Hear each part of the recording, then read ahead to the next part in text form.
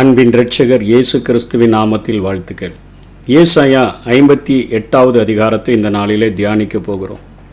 இந்த அதிகாரத்திலே ஏசாயா தீர்க்கதரிசி அந்த நாட்களிலே ஜனங்களிடத்தில் காணப்பட்ட 2 புதிய பாவங்களை குறித்து அவர்களுக்கு எச்சரிக்கிறதை நாம் இந்த அதிகாரத்தில் காண முடியும். சத்தமிட்டு கூப்பிடு, அடக்கிக் கொள்ளாதே, எக்காலத்தை போல் உன் சத்தத்தை உயர்த்தி என் ஜனத்துக்கு அவர்கள் மீறுதல்களையும் யாக்கோபின் வம்சத்தாருக்கு அவர்கள் பாவங்களையும் தெரிவி. இன்றைக்கு மக்களுடைய பாவங்களை குறித்து நாம் பேசினோம் என்று சொன்னால், மக்களுடைய அக்கிரமங்களை குறித்து நாம் அவர்களுக்கு சொன்னோம் என்று சொன்னால், அவர்கள் அவைகளை முழு மனதோடு கூட ஏற்றுக்கொள்ளாமல் சொல்லுகிறவர்கள் மேலே எரிச்சல் அடைகிறவர்களாக, எதிர்த்து பேசுகிறவர்களாக, கலகம் பண்ணுகிறவர்களாக காணப்படுகிறபடினால இன்றைக்கு தேவனுடைய சத்தியத்தை பேசுகிறவர்கள் இன்றைக்கு ஜனங்களை பிரியப்படுத்தும்படியாக பேசும்படியான செய்திகளை அவர்கள் பேச ஆரம்பித்து விட்டார்கள் என்றே சொல்ல வேண்டும். இங்கே ஏசாயா அவர் வாழ்ந்த நாட்களில், அந்த நாட்களில் ஆட்சி செய்த அரசர்களுக்கோ அல்லது ஆசாரியர்களுக்கோ அல்லது தீர்க்கதரிசிகளுக்கோ அவர் விருப்பமானவராக இல்லை. அவர் சொல்லுகிறார், சத்தமிட்டு கூப்பிடு, அடக்கி கொள்ளாத, எக்காலத்தை போல உன் சத்தத்தை உயர்த்தி என் ஜனத்துக்கு அவர்கள் மீறுதல்களை சொல்லிரு, யாக்கோபின் வம்சத்தாருக்கு அவர்கள் பாவங்களை நீ எப்படியாயிலும் தெரிவிச்சிரு என்று சொல்லி மூடி மறைக்காத என்கிற காரியத்தை குறித்து இங்கே ஏசாயா சொல்லுகிறதை பார்க்கிறோம். அப்படிப்பட்ட காரியங்களை குறித்து அவர் சொல்லும் பொழுது அவர் என்ன பாவத்தை குறித்து பேசுகிறார் என்று சொன்னால், உபவாசத்தை குறித்து பேசுகிறார். நாங்கள் உபவாசம் பண்ணும் பொழுது நீங்கள் நோக்காமல் இருக்கிறது என்ன, நாங்கள் எங்கள் ஆத்துமாக்களை ஒடுக்கும் போது நீர் அதை அறியாமல் இருக்கிறது என்ன என்கிறார்கள். இதோ நீங்கள் உபவாசிக்கும் நாளிலே உங்கள் இச்சைகளின்படி நடந்து உங்கள் வேலைகளை எல்லாம் கட்டாயமாய் செய்கிறீர்கள். இதோ வழக்குக்கும் வாதுக்கும் துஷ்டத்தனத்தையுடைய கைகளினால குத்துகிறதற்கும் உபவாசிக்கிறீர்கள். நீங்கள் உங்கள் கூக்குரலை உயரத்தில் கேட்க பண்ணும்படியாய் இந்நாளில் உபவாசிக்கிறது போல உபவாசியாதிருங்கள். மனுஷன் தன் ஆத்துமாவை ஒடுக்குகிறதும் தலைவணங்கி நாணலை போல ரெட்டிலும் சாம்பலிலும் படுத்து கொள்ளுகிறதும் எனக்கு பிரியமான உபவாச நாளாயிருக்குமோ? இதையா உபவாசம் என்றும் கர்த்தருக்கு பிரியமான நாள் என்றும் சொல்லுகிறாய் என்று சொல்லி மாய்மாலமான ஒரு உபவாசத்தை குறித்து இங்கே ஏசாயா அவர்கள் செய்கிற ஒரு புதிய பாவமாக பேசுகிறதை பார்க்கிறோம். ஆவிக்குரிய கனிகளிலே இச்சையடக்கம் என்கிற ஒரு காரியம் காணப்படுகிறது.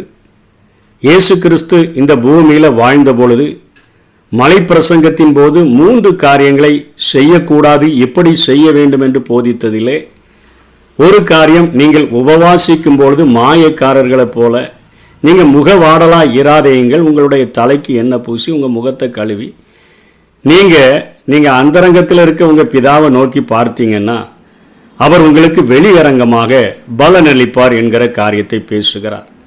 அதற்கு முன்ன சொல்லுகிறார், நீங்கள் ஜெபிக்கும் பொழுது உங்கள் அறை வீட்டுக்குள்ளே பிரவேசிங்க, மாயக்காரரை போல வீண் வார்த்தைகளை அளப்பாதிருங்க, அதை பூட்டி கொண்டு அந்தரங்கத்தில் இருக்கிற பிதாவை நோக்கி பாருங்க, அவர் வெளியரங்கமாக பலனளிப்பார் என்று சொல்லுகிறார். அதற்கு முந்தின பகுதியிலே சொல்லுகிறார், நீங்கள் தர்மம் செய்யும் பொழுது நீங்கள் மாயக்காரரை போல இருக்காதுங்க, நீங்கள் செய்கிறது உங்கள் வலது கை செய்கிறது இடது கைக்கு நீங்கள் அது அறியாத அளவுக்கு செய்யுங்க. தர்மம் செய்யும்போது தாரை ஊதுவிக்காதுங்க, ரொம்ப விளம்பரத்தை காட்டி நீங்கள் அப்படிப்பட்ட காரியங்களை செய்ய வேண்டாம் என்று எப்படி செய்ய வேண்டும் என்று சொல்லுகிறதை பார்க்கிறோம். அதிலே உபவாசத்தை குறித்து பேசுகிறார். ஒரு சிறுவனுடைய பிசாசை வியாதியை சுகமாக்க முடியாத சீஷர்கள் ஆண்டவரிடத்தில் இதை எப்படி நாங்கள் சுகமாக்க முடியாமல் போயிற்று என்று சொன்னபோது இயேசு சொன்ன பதில், இந்த வகை பிசாசு ஜெபத்தினாலும் உபவாசத்தினாலும் அன்றி வேறொன்றினாலும் புறப்பட்டு போகாதுன்னு சொன்னார். அப்போது உபவாசிக்கும் பொழுது நம்ம ஜெபிக்கிறவர்களாக காணப்பட வேண்டும். நான் ஏதோ வாரத்துக்கு 2 முறை உபவாசம் பண்ணுகிறேன், தசமபாகம் கொடுக்கிறேன் என்று பரிசேயனை போல சொல்லாதபடி நம்முடைய உபவாசிக்கிற நாளிலே நம்ம இச்சையடைக்க முடியவர்களாக நாம் நம்முடைய தேவனோடு கூட தனிப்பட்ட முறையிலே நாம் உறவு கொள்ளுகிறவர்களாக இருக்க வேண்டும் என்பதை மலை பிரசங்கத்தின் மூலமாக நாம் தெரிந்து கொள்ள முடிகிறது.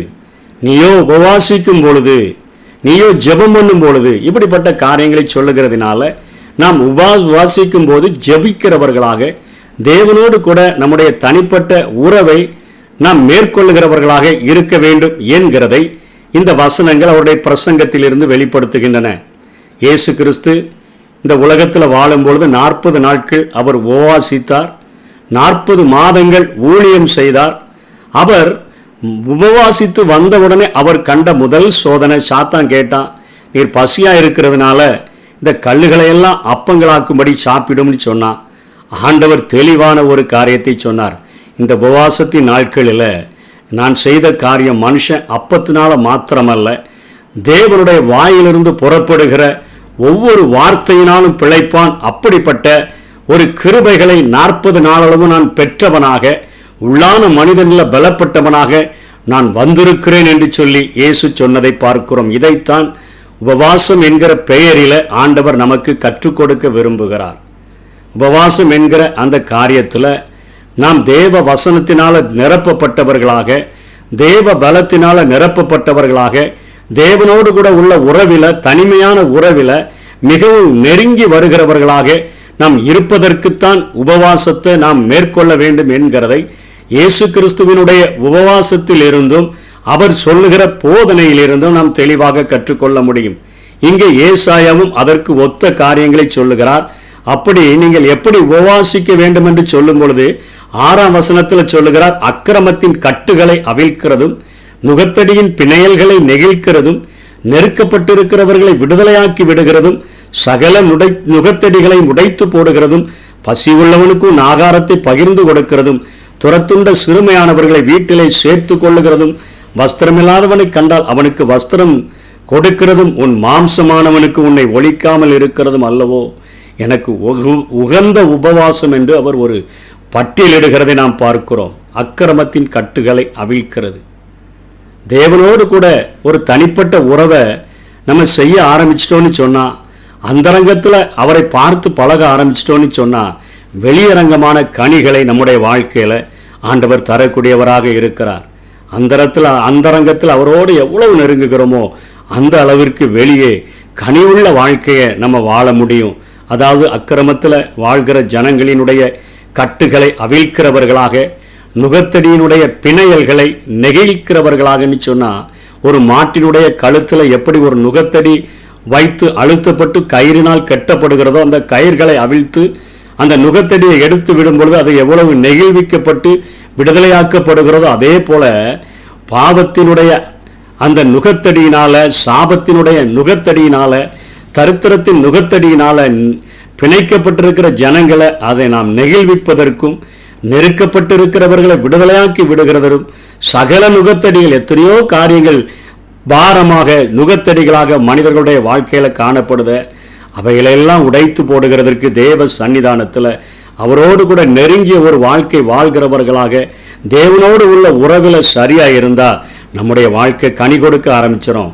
அந்த உபவாசத்திலும் ஜெபத்திலும் உறுதியாக இருக்கும்பொழுது, நீயோ தானம் தர்மம் செய்யும் போது என்று சொல்லுகிறார்ல, அதே போலதான் இங்கே ஏசாயா சொல்லுகிறார், பசி உள்ளவனுக்கு உன் ஆகாரத்தை பகிர்ந்து கொடுக்கிறதும், துரத்துண்ட சிறுமையானவர்களை வீட்டில் சேர்த்து கொள்ளுகிறதும், வஸ்திரமில்லாதவனை கண்டால் அவனுக்கு வஸ்திரம் கொடுக்கிறதும், உன் மாம்சமானவனுக்கு உன்னை ஒழிக்காமல் இருக்கிறதும் அல்லவோ எனக்கு உகந்த உபவாசம் என்று சொல்லுகிறது.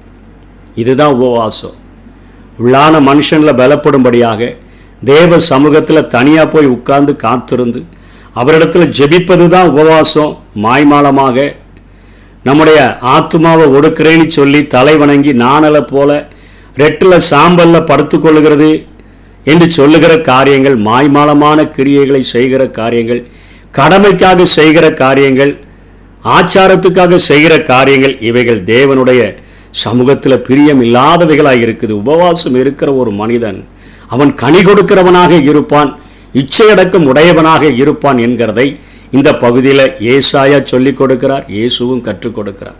நம்முடைய ஆதி முதல் மனிதனாகிய அந்த ஆதாம் விழுந்த பாவமே, ஏவாளும் ஆதாமும் விழுந்த பாவமே இந்த சாப்பாட்டில் தான் அவங்க விழுந்து போனார்கள். எல்லாவற்றையும் புசிப்பதற்கு ஆண்டவர் அவர்களுக்கு உத்தரவு கொடுத்திருந்தார், அனுமதி கொடுத்திருந்தார்.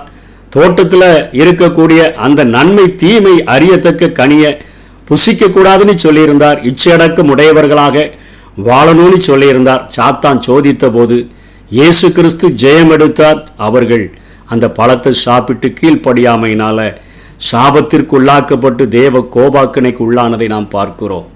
நம்முடைய வாழ்க்கையில், நம்முடைய சாப்பாட்டின் காரியங்களில் இச்சையடக்கம் உடையவர்களாக இருந்து தேவனோடு கூட உறவு கொள்ளுகிறதற்காக அந்த உபவாச நாட்களை பயன்படுத்தணும்னு சொன்னால் கனி உள்ளவர்களாக நாம் வாழ முடியும். 2வது காரியம், இங்கே அவர் 13வது வசனத்திலே அவர் சொல்கிறார், என் பரிசுத்த நாளாகிய ஓய்வு நாளிலே உனக்கு இஷ்டமானதை செய்யாதபடி உன் கால விலக்கி உன் வழிகளின்படி நடவாமல் உனக்கு இஷ்டமானதை செய்யாமல பேசாமல இருந்து ஓய்வு நாள மனமகிழ்ச்சி நாள் என்றும் கர்த்தருடைய பரிசுத்த நாளை மகிமையுள்ள நாள் என்றும் சொல்லி அதை மகிமையாக எண்ணுவாயாக என்று பேசுகிறதை பார்க்கிறோம்.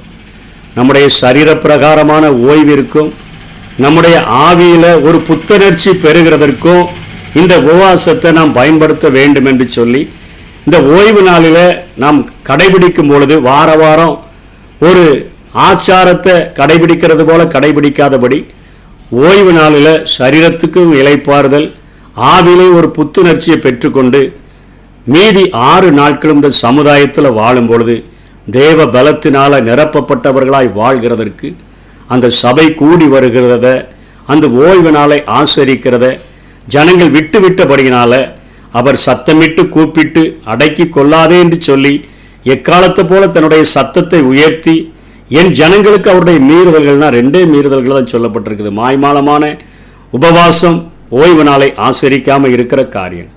யாக்கோபின் வம்சத்தாருக்கு அவர்களுடைய பாவத்தை தெரிவி. இன்றைக்கும் மக்களை பிரியப்படுத்துகிறவர்களாக அல்ல, சவரகன் கத்தியை போல வெட்டுகிறவர்களாகவும் அல்ல, ஒரு மருத்துவர் கையில் உள்ள ஒரு கத்தியை போல தேவையானவற்றை வெட்டி எடுத்து ஜனங்களுக்கு ஆறுதல் பெருகத்தக்கதான வார்த்தைகளை ஜனங்களுக்கு பிரசங்கிக்கிற ஊழியர்களாக, மக்களை அல்ல தேவனை மாத்திரம் எல்லா சூழ்நிலைகளிலும் பிரியப்படுத்துகிறவர்களாக சத்தமிட்டு கூப்பிட வேண்டும், அடக்கி கொள்ளக்கூடாது. எக்காலத்தை போல சத்தத்தை உயர்த்தி ஜனங்களுக்கு அவர்களுடைய மீறுதல்களையும் யாக்கோபின் வம்சத்தாருக்கு அவருடைய பாவங்களையும் அறிக்கை செய்ய வைக்க வேண்டும். நம்ம விட வேண்டிய காரியங்கள் மாய்மாலமான உபவாசத்தை விட்டு உகந்த உபவாசத்தை கடைபிடிக்கிறவர்களாக இருக்க வேண்டும். ஓய்வு நாளை பரிசுத்த குலைச்சலாய் ஆக்காதபடிக்கு, ஓய்வு நாளிலே நமக்கு இஷ்டமானதை செய்யாதபடிக்கு அதை பரிசுத்தமாக ஆசரிக்க வேண்டும். அப்பொழுது ஆண்டவருடைய ஆசீர்வாதங்கள், இந்த அதிகாரத்தில் சொல்லப்பட்ட ஆசீர்வாதங்கள் நம்முடைய வாழ்க்கையில் வந்தடையும். அதை நாளைய தினத்தில் நாம் கற்றுக்கொள்ளுவோம். கர்த்தர் தாமே நம்மை ஆசீர்வதிப்பாராக. ஆமென். முகம் மலர்ந்து கொடுப்பவரை கர்த்தர் நேசிக்கிறார்.